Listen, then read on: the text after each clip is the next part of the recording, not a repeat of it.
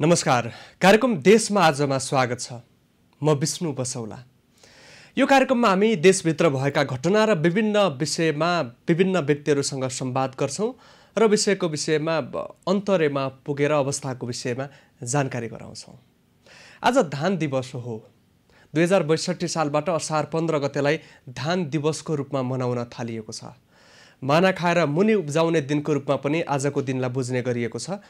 विगतको वर्षभन्दा यो वर्ष परिस्थिति फरक छ। विश्वव्यापी फैलिँदै गएको कोरोना संक्रमणले गर्दा नेपालमा पनि प्रभाव बढाउँदै गएको छ। कोरोना संक्रमितको संख्या दिनानुदिन बढ्दै गएका छन्। हरेक वर्ष यो समयमा आजको दिनमा विशेष कार्यक्रम हुने गरेको थियो र अहिले केही ठाउँमा मात्रै कार्यक्रम आयोजना गरिएको छ। निकै सजगता र सतर्कता बनाइएको छ।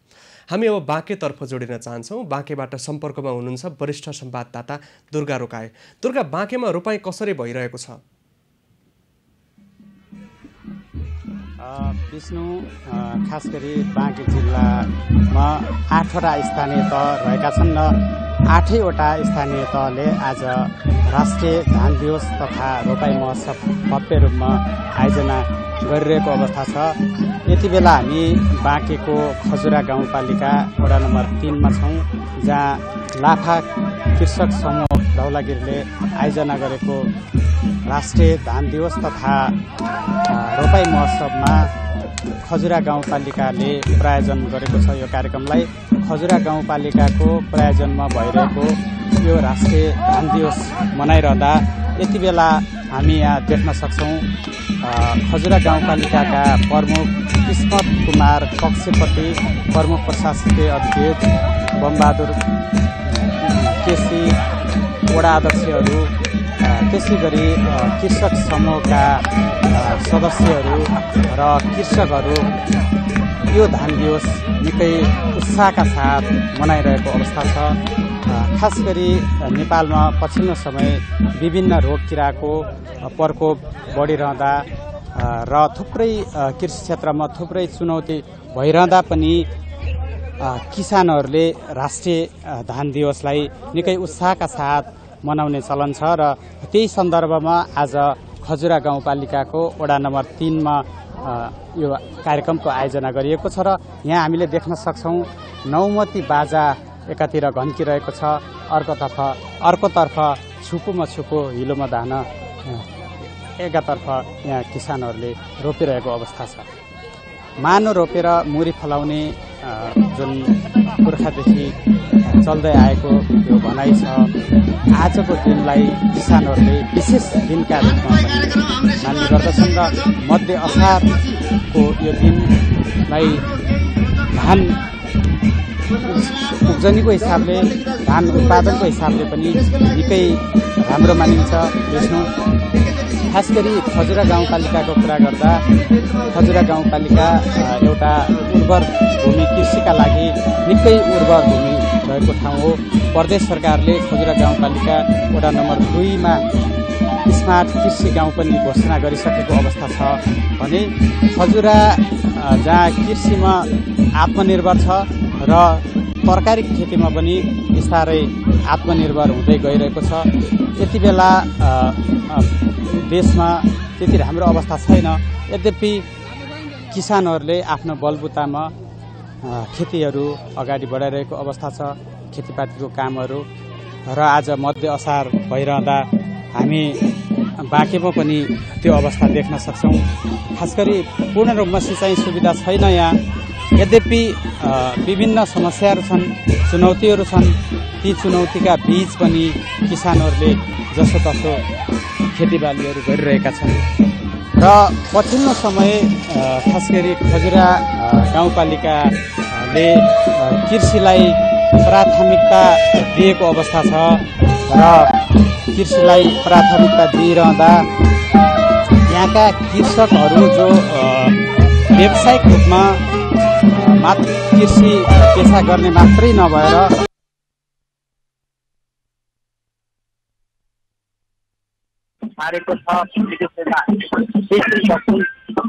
खजुरा गाउँपालिकाका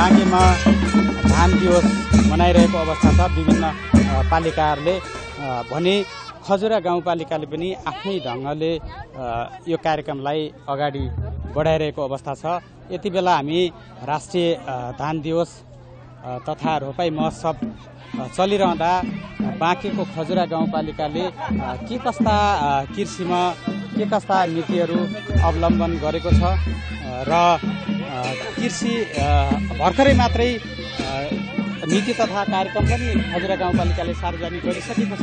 त्यसकारणले पनि कृषिमा के कस्ता नीतिहरू गरिएको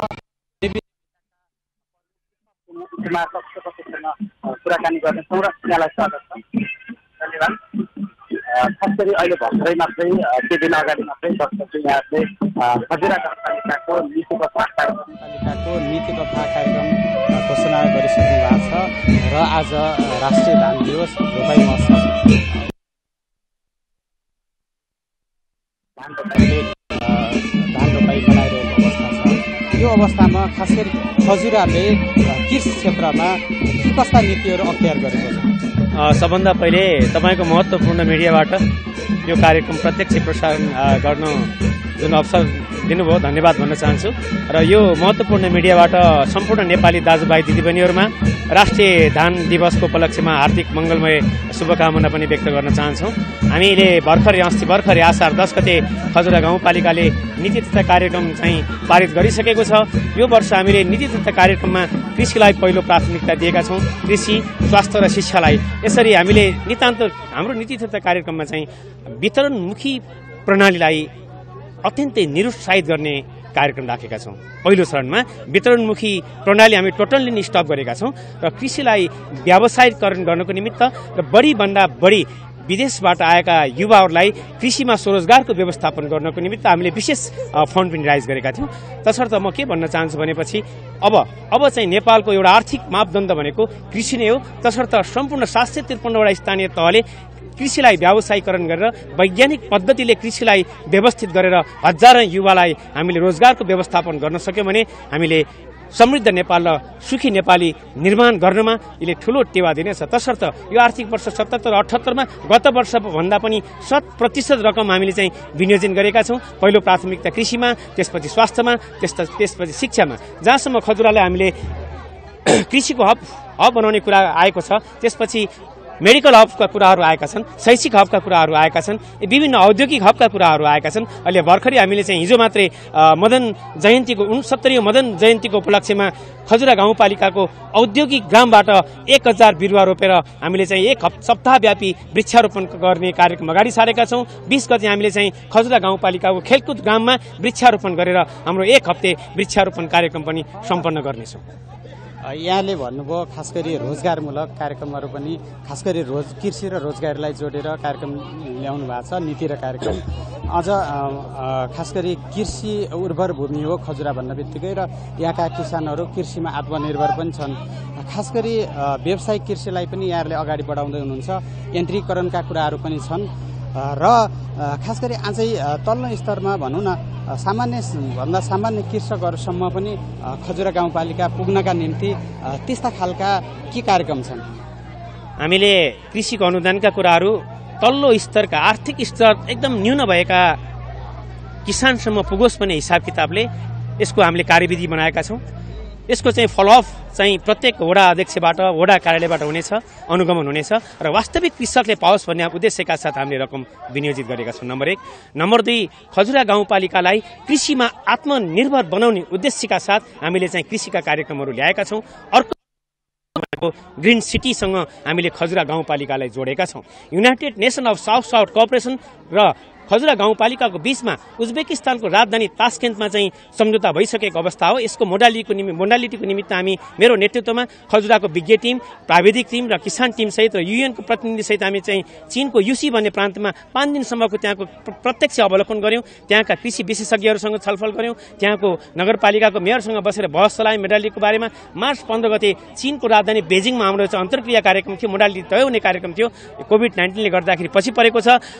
खजुरालाई कृषिको हब बनाउने सवालमा, खजुरा गाउँपालिकाका किसानहरूलाई आत्मनिर्भर बनाउने सवालमा यो ग्रीन सिटीले हामीलाई ठूलो सपोर्टिङ गर्नेछ र आगामी दिनहरूमा कोभिड-19 को समस्या समाधान हुने बित्तिकै यो प्रोजेक्ट अगाडि बढ्नेछ? हस्, यहाँलाई धन्यवाद छ। हामी फेरि पनि जोडिन सक्छौँ।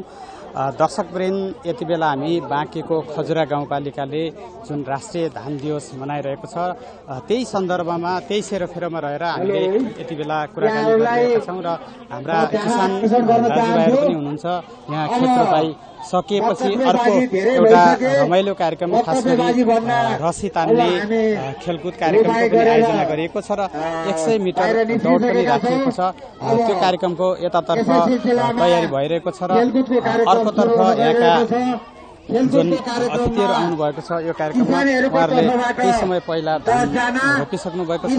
धान रोपाईको उद्घाटन भइसकेको छ र अब दिनभर जसो यो धान रोपाई तथा राष्ट्रिय धान दिवस मनाउने कार्यक्रम रहेको छ।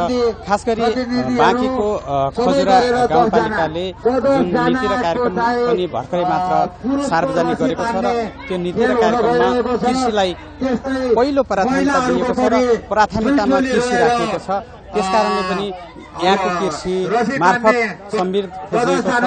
समृद्धिका लागि कृषि पेसालाई, खास गरी कृषिलाई आधुनिकीकरण, व्यवसायीकरण र यन्त्रीकरण गर्नका निम्ति खजुरा गाउँपालिका अग्रसर भएको भनेर हामीलाई भर्खरै मात्रै प्रमुख कृष्ण कुमार पक्षवतीले जानकारी गराइसक्नु भएको छ र यसपटक धान उत्पादनमा वृद्धि, आत्मनिर्भरता र समृद्धि भन्ने नाराका साथ धान दिवस मनाइरहँदा यति बेला भने हामीसँग खजुरा गाउँपालिकाका प्रमुख प्रशासकीय अधिकृत बमबहादुर केसी हुनुहुन्छ र उहाँसँग पनि हामीले छोटो कुराकानी गर्नेछौँ। धान दिवस मनाइरहँदा खास गरी चुनौतीहरू पनि सामना गरिरहेको अवस्था छ र कृषकहरू विभिन्न बेलामा समस्याहरू पनि झेल्दै आइरहेका छन्। तथापि कृषकहरूले आफ्ना खेतीपातीका कामहरू, कृषि कर्महरू अगाडि बढाइरहेको अवस्था छ। यति बेला खजुरा गाउँपालिकाभित्र कृषिलाई जसरी खजुरा गाउँपालिकाले उच्च प्राथमिकतामा राखेर कार्यक्रम अघि सारेको छ, नीति र कार्यक्रम, त्यसलाई यथाशीघ्र यहाँहरूले कार्यान्वयनको चरणमा लग्ने कुरा पनि छँदैछ र खास गरी जसरी जुन नीति र कार्यक्रम गाउँसभाबाट खजुरा गाउँपालिकाले ल्याएको छ त्यसलाई कार्यान्वयन चरणमा यहाँहरूले कसरी लैजानुहुन्छ? धन्यवाद दुर्गा सर। कम्तीमा पनि अब अहिलेसम्म हामीले के महसुस गरेका छौँ भने जसले माटो छोएको छैन उसैले माटोको निर्धारण गर्ने, उसैले चाहिँ मूल्य निर्धारण गर्ने, कृषि उत्पादनका चाहिँ निर्धारण गर्ने अनि उसैको नाममा जग्गा रहने इत्यादि कुराहरू भएको छ र यो समस्याको रूपमा पनि छ। यो चुनौती पनि हो। तर जसले लगानी गर्छ, जसले आफ्नो चाहिँ सम्पूर्ण समय लगानी गर्छ उसको नाउँमा जग्गा हुनुपर्छ, उसले खेती गर्नुपर्छ, तब मात्रै उसको आफ्नो त्यो अपनत्व हुन्छ र अपनत्व भएपछि कृषि उत्पादन बढ्छ।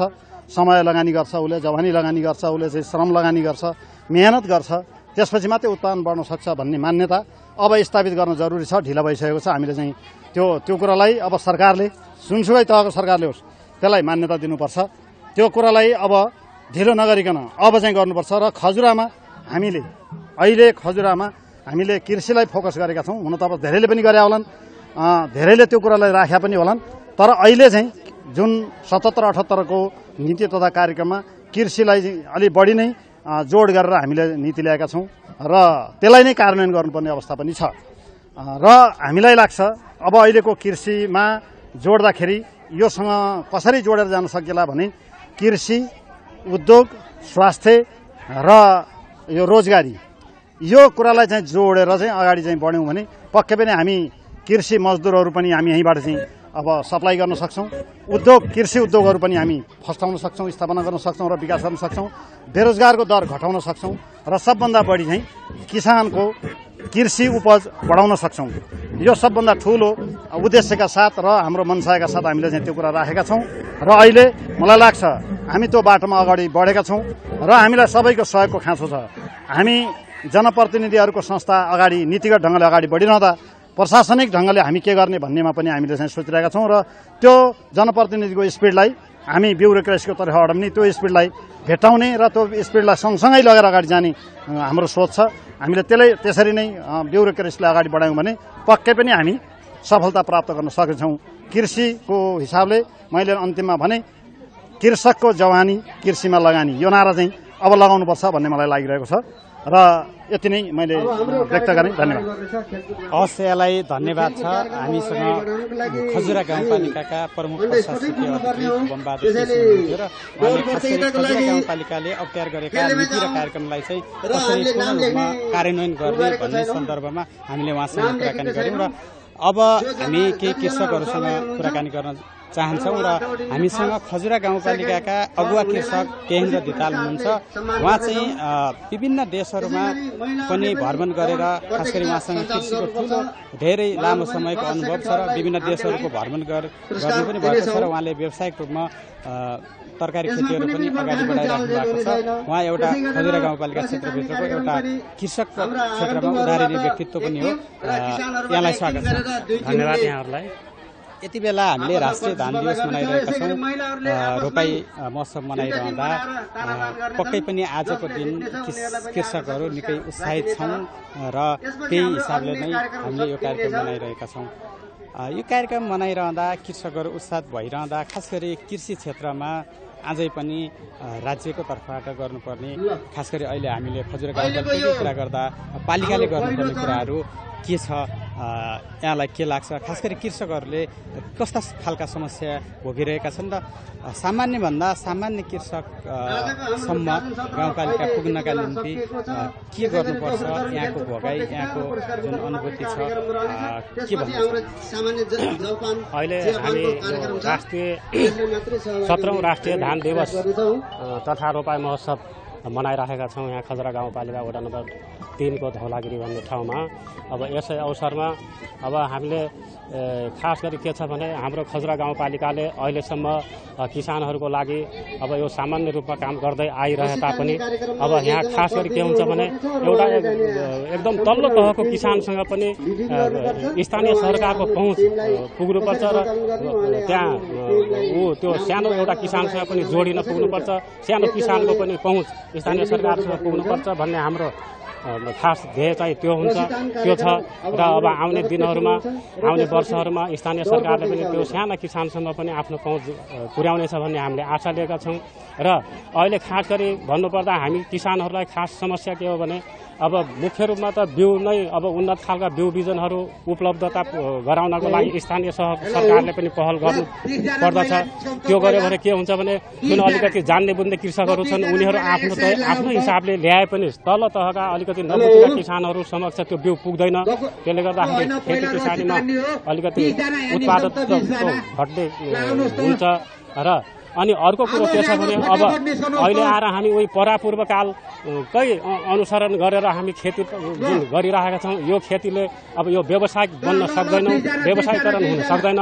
त्यसतर्फ पनि खजुरा गाउँपालिका स्थानीय सरकार चाहिँ त्यो एउटा कृषिलाई व्यवसायीकरण गर्नको निमित्त अब हामीलाई चाहिने उपकरणहरू जस्तै यान्त्रिकरणहरू छन् त्यसको पनि अब यो स्थानीय सरकारले नै जो गर्नुपर्छ।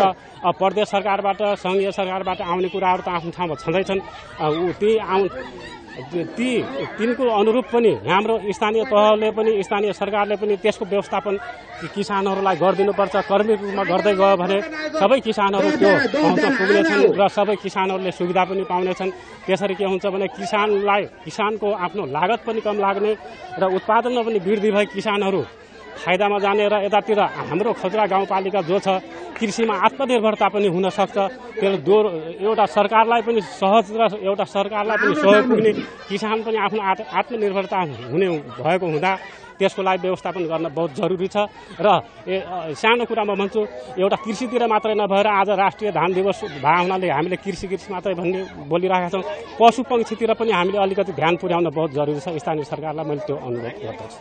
हस्, यहाँलाई धेरै धेरै धन्यवाद। यहाँको महत्त्वपूर्ण सुझाव पक्कै पनि खजुरा गाउँपालिकाले कार्यान्वयनमा लैजानेछ र नेपाल सरकारले कार्यान्वयनमा लैजानेछ। प्रदेश सरकारले बाँकेको खजुरा वडा नम्बर 2 सीतापुरमा स्मार्ट कृषि गाउँको अवधारणा गत वर्षदेखि नै अगाडि बढाइरहेको छ र त्यहाँका कृषकहरूले तरकारी उत्पादनमा बिस्तारै उत्पादन गरिरहेका छन् र त्यो व्यवसायीकरण हुँदै खजुरा गाउँपालिका तरकारीमा आत्मनिर्भर भइरहेको भइरहेको छ।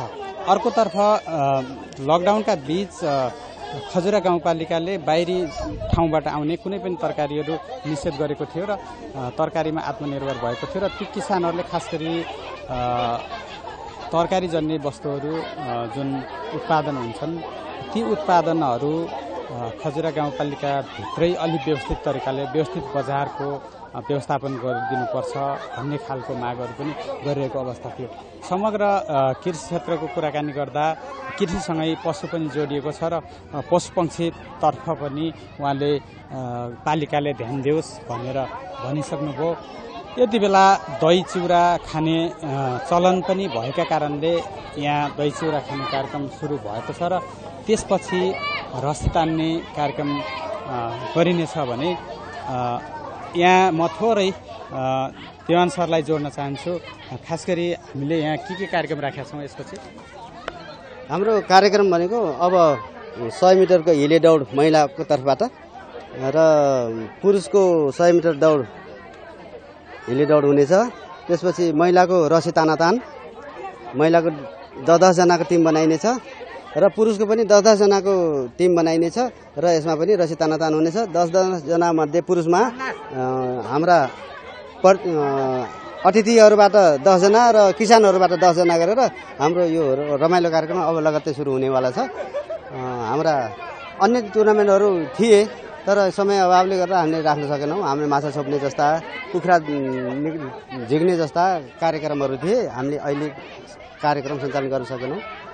यहाँलाई धन्यवाद छ। दर्शकप्रेम बाँकीको खजुरा गाउँपालिका जुन गाउँपालिका कृषि उर्वर भूमि भएको क्षेत्र हो र यहाँ चाहिँ कृषकहरू पनि खास गरी उत्साहित छन्। यो ठाउँका कृषकहरू बिस्तारै व्यवसायीकरणतर्फ गइरहेका छन् र यान्त्रिकरणको प्रयोग पनि यहाँका कृषकहरूले बढाइरहेका छन्। यद्यपि अझै पनि थुप्रै समस्याहरू छन् कृषि क्षेत्रमा, ती समस्याहरू पनि यहाँका अगुवा कृषकले राखिसकेको अवस्था छ र खजुरा गाउँपालिका का थुप्रै त्यस्ता ठाउँहरू हामी कृषि उर्वर भूमिका रूपमा देख्न सक्छौँ र यहाँ चाहिँ स्मार्ट कृषि गाउँ लगायत तरकारी उत्पादन भनौँ या चाहिँ धान उत्पादन भनौँ या व्यावसायिक कृषिमा बिस्तारै त्यो कर्ममा चाहिँ यहाँका किसानहरू लागिरहेको अवस्था छ। आज राष्ट्रिय धान दिवस तथा रोपाई महोत्सव मनाइरहँदा यहाँका किसानहरू निकै उत्साहित छन् र कृषि खास गरी धान उत्पादनमा वृद्धि, आत्मनिर्भरता र समृद्धि भन्ने नाराका साथ यहाँका किसानहरूले धान दिवस मनाइरहेका छन्, रमाइरहेका छन्। मानो रोपेर मुरी उत्पादन भन्ने जुन नारा छ त्यसलाई साकार पार्न यहाँका किसानहरू लागिरहेको अवस्था छ। दही चिउरा खाँदै, हिलो खेल्दै, रमाइलो गर्दै, हिलोमा धान रोप्दै, अर्कोतर्फ विभिन्न खालका रोमाञ्चक खेलहरू समेत यहाँ आयोजना गरिएको छ र जसरी लाफा कृषक समूह खजुरा 3 धौलागिरीले यो कार्यक्रम आयोजना गर्यो र खजुरा गाउँपालिकाले यो कार्यक्रमलाई प्रायोजन गरेर यो कार्यक्रम चाहिँ आज दिनभर जसो उत्साहका साथ रमाइलो गरेर बित्नेछ र यही सन्दर्भमा हामीले विभिन्न कृषकहरूका अगुवाहरू, त्यसै गरेर गाउँपालिकाका प्रमुख प्रशासक अधिकृत लगायतका व्यक्तित्वहरूसँग कुराकानी गरेर खास गरी खजुरा क्षेत्रले अख्तियार गरेको कृषिको नीति, त्यसै गरेर यसलाई कार्यान्वयन गर्नुपर्ने अवस्था र कृषकहरूले भोग्नु परेका समस्याहरू सबै राखिसकेका छौँ। यसरी राष्ट्रिय धान दिवस मनाइरहँदा कृषकहरूले जुन विगतदेखि भोग्दै आएका समस्याहरू छन् ती समस्याहरू बिस्तारै यहाँको स्थानीय तहले। धन्यवाद दुर्गा। वरिष्ठ संवाददाता दुर्गा रोकाए बाँकेबाट सम्पर्कमा रहनु भएको थियो।